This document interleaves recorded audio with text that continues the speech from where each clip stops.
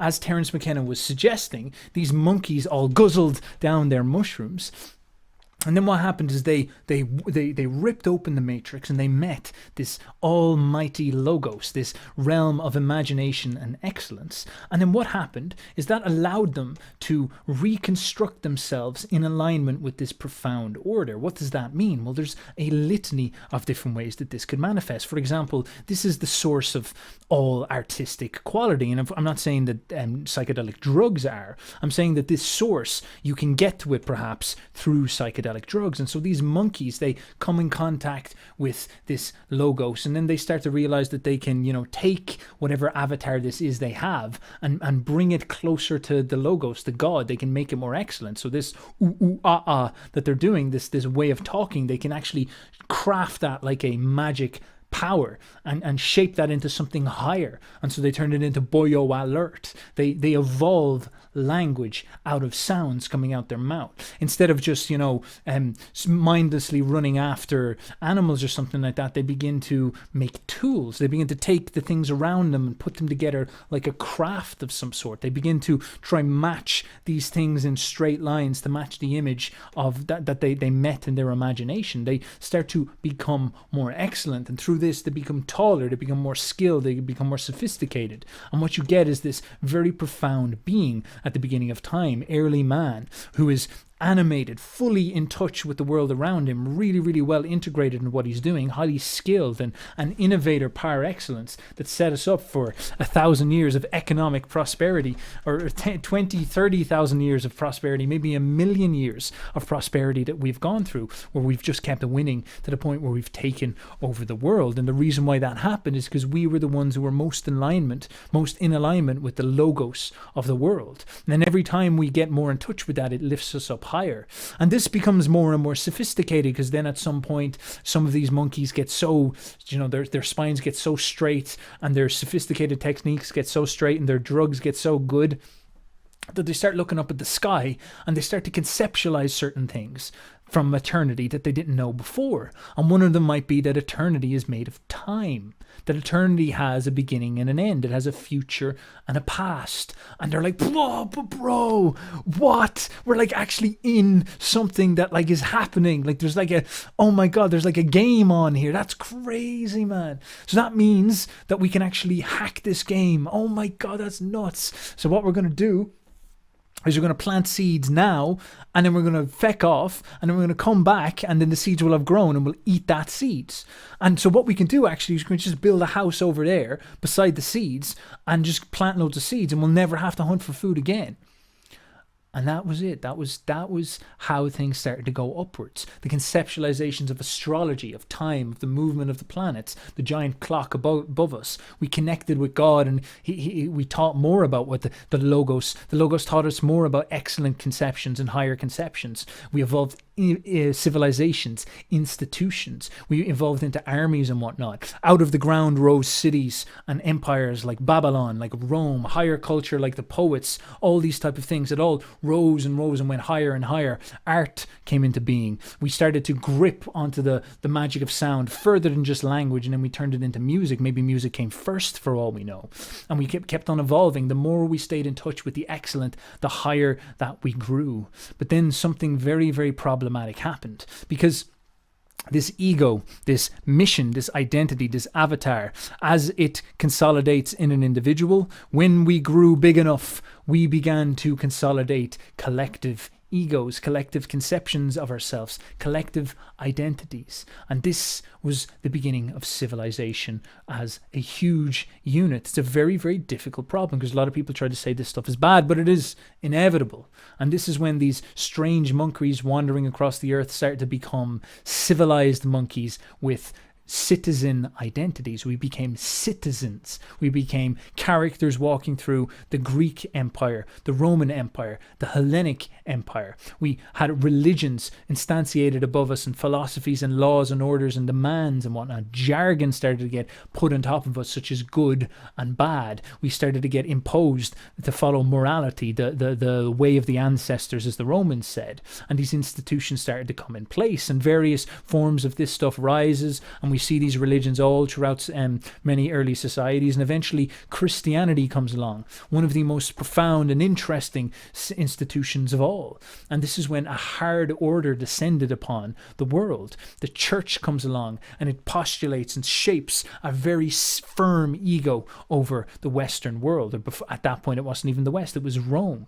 And it consolidates a sort of sense of itself. It blocks out everything else. Before, in this time, it was very free for all. The Romans weren't too strict about religion or identity or any of that type of stuff. They weren't exactly loose either, but it wasn't as strict as this. But then we come with a frozen, stiff, hard ego. We were all Christians, and if you were not Christians, you are an enemy.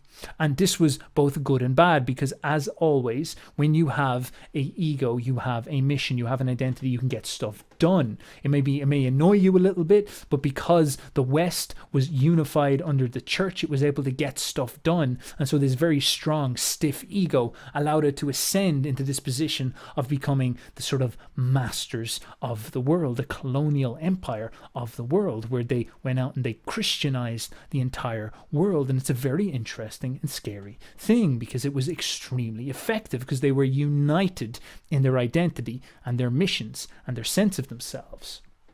Now, of course, during this hard order, there was a sort of dogmatism. And think about what Christianity was. It was like jargon, by the book. Don't know what the book says. Don't go against the words. Say the right words. Don't say the wrong words. That's invoking an idol. These type of things. Now, of course, that's all very, very interesting stuff. But there was many people who rebelled against this, because, of course, the problem, the great war in all of history, is the way, as Terence McKenna says, that culture, and these are all institutions of culture, tiles your reality with jargon and separates you from the direct experience of what you could call reality, the living, animated world. Now, you can experience this as the ancient primate a lot more readily, but when you enter into these cultural institutions, what will happen, for example, in Greek paganism, is they had the Eleusinian mysteries on the outskirts of town that you're never allowed to talk about, where they believed that they probably took psychedelics. But then during Christianity, that stuff still sort of floated around, but it was far more frowned upon. It was far more kind of bullied out of the church. It was dogmatized quite a lot as a center of demons and spirits and whatnot. And what happened is that these things like alchemy and magic became a pretty big deal. These almost like secret society and occult type things. During the Renaissance, when the Catholic Italian princes got very, very rich, they began to create very, very, very beautiful scenery, and this was to them the act of magic. Now, that's a very, very interesting thing, because we, of course, understand magic from the context of the LARPers in the modern world, which is like, invoke Satan and all stupid stuff like that. But actually, these magicians back then, these authentic alchemists and magicians, they were a lot more like how we should understand magic. They were like right-brained artists. They were trying to beautify their reality to suit their right brain. They were trying to break out of their jargonized ego and get in touch with what is divine and the logos, and get in touch with this idea of higher standards, of something glorious and unique and beautiful. And in coming back to this matrix and realizing what they are as these people in an incredibly privileged position who have the chance to redeem and lift the world out of ugliness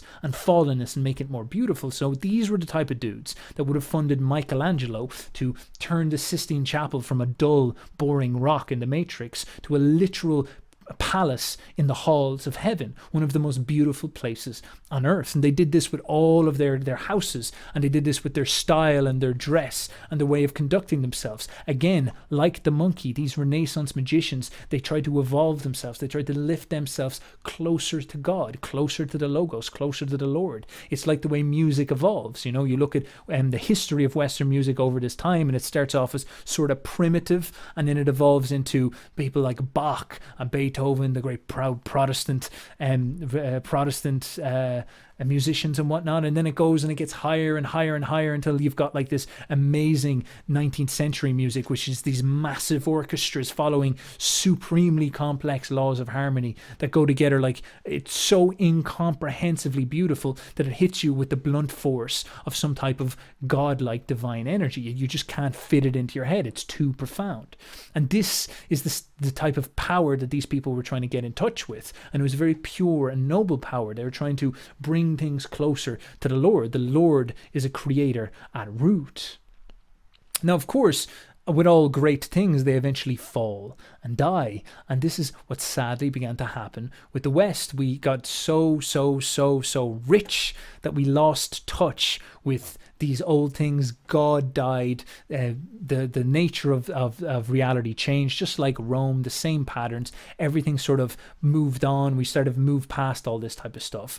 And the radical stiffness of the old order started to get frowned upon, and people wanted to go back to the authentic felt experience, because this is a very interesting nature of these type of journeys.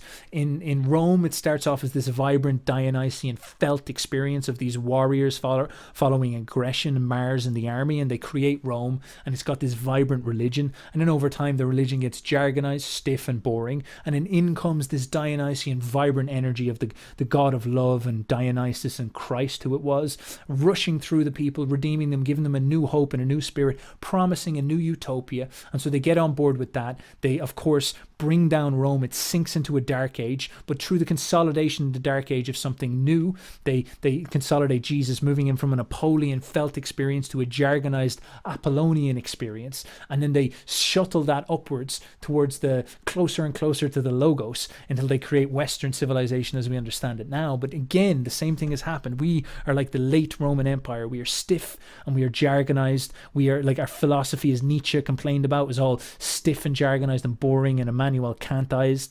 And what we need to do is we need to get back in touch with something authentic and something vibrant and real. And of course, if we fail to do this, it's going to happen anyway. And what did happen during the 20th century? Take for example the 60s, which Terence came out of, a vibrant new Dionysian energy of love, of take the drugs, of dissolve the boundaries, and we're going to make something new. The people were trying to throw off that old identity, that old avatar, that old ego, the Western ego, the sense of being a pious Christian. They wanted to throw that stuff off, and they want to throw that off and become something new.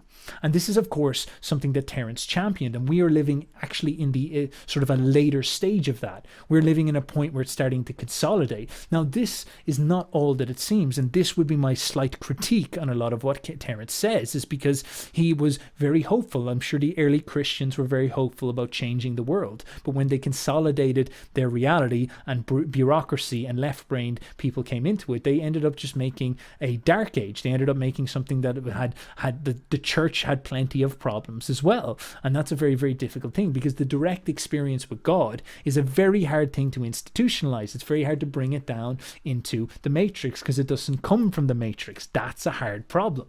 And so what's happening now is that all these people talking about love in the 60s and all this, they all believe that we will change the world and make the world a better place. But what's consolidating now is again the same problem. We have a load of jargonites who are bashing words on our heads, trying to get us not to have direct experiences or truthful, authentic relationships with reality. They're trying to shape how we see reality by controlling the jargon. They're like doing what the church did all over again. Just their method of doing this is no longer the actual buildings, but it's more to do with the technology that we use. It's more to do with the media and the education institutions and the various laws that are going into how words work on the internet and whatnot. It's all happening again. There's a new ideology coming again with the same Dionysian energy and the same promise of a utopia. And it's all very, very interesting stuff, all strange stuff that's out of our grip. But you see again the same problem, because it's getting even more intense now. It seems like we're going to entirely enter into a virtual reality. We're going to inception ourselves and completely enter into a total virtual reality, where again we will go one level deeper away from the direct experience of what it seems to be this logos, which is the heaven, which is where we actually might come from, which is where all the boyos are hanging out up there on cloud 9, where we have long ago decided we play a game. Only now what we're doing is we're sort of starting to imprison ourselves. We've gotten a bit too serious with this game in our desire, in our lust to get back to this utopia, this logos, this unity, this heaven that we're seeking, we're actually dragging ourselves further and further and further down into hell. And I guess it's paramount that we as a people coordinate ourselves and think about this stuff and make sure that we're not digging ourselves a hole that's too deep to climb out of, all in the name of sport, all in the name of seeking something that was up in the sky, not down on the ground. Very interesting problem.